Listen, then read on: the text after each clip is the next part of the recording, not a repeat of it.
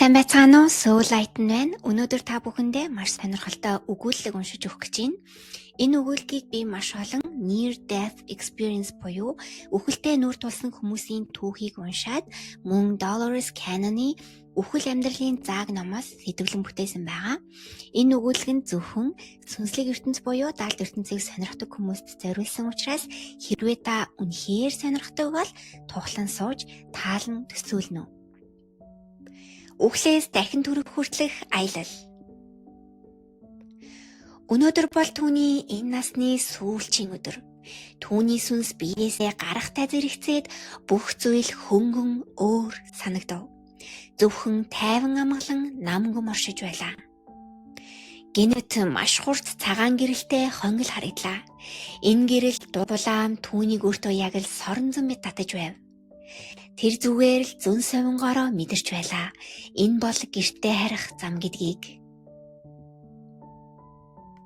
Хонглын төгсгөлд түүнийг гэрэл мэд орших хойнууд угтан авлаа. Тэнгэрт одсон түүний хайртай хүмүүс сахиусан тэнгэрүүд нь байв.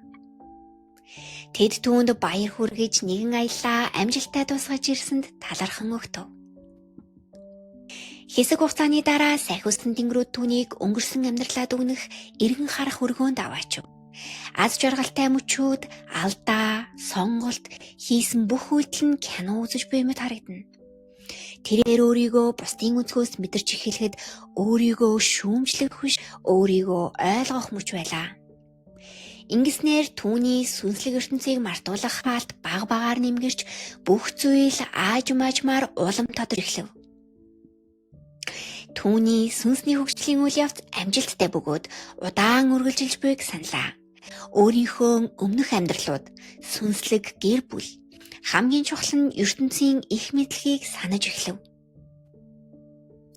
Одоо тэрээр сүнслэг ертөнцийн сургуулиудад суралцаж дүгнэх цаг ирснийг ухамсарлав. Энэ сургуулиудад сүнснүүд урд амьдралын алдаанаас суралцаж дараагийн сургамжит замналыг төлөвлөдөг билээ. Ийхүү тэрээр мэдлэгийн их өргөөнд өөрийгөө ойлгохын тулд суралцаж байна. Бүх зүйл маш боддоор харагдана. Зүгээр л бодох төдийд бүх хувилбарууд гарч ирэх ажээ. Тэр өөрөөсөө ийн асууна. Энэ зүйл надад яаж нөлөөлсөн бэ? Би яаж шийдвэрлэсэн бэ? Мэдлэгийн их өргөөнд чимээ аниргүй тайван байх бөгөөд өөртөөгөө ярилцах хангалттай цаг түүнд байлаа. Яагаад ч юм өөрийнхөө үзэл бодлоо бусдад таалагдахын тулд өөрчилжөхөд байдаг нь түүний гол анхаарах асуудал. Одоо тэр үнийгээ ахин давтахгүй тулд задлан шинжилж сууна. Тэр энд бүх хичээлүүдээ суралцсан төлөх кармагаа шинжлэн хязгааргүй мэдлэгийг цуглуулж байв. Өөрийнхөө нүүр тулах хэрэгтэй асуудлуудаа суралцсанараа улам бүр тэлж, улам бүр ухаажиж байлаа. Заримдаа тэрээр масруудаас тусламж авна. Масрууд яг л кино үзүүлж буй мэт зураглуудыг түүнд харуулна. Тэд түүнийг огт анзаараагүй зүйлийг өөр өнцгөөс ойлгуулна. Ингээд тэр дараагийн амьдралаа төлөвлөж эхлэв. Юуг сурах вэ? Ямар сорилт туурах вэ? Ямар хөгжил надад хэрэгтэй байгаа вэ? Хинтээ уулзрах вэ? Маструуд болон сахиусан тэнгэрүүдтэйгээ зөвлөлдөн шинэ амьдралдаа уулзрах сүнснийг бүртээ гэрээгээ байгуулав.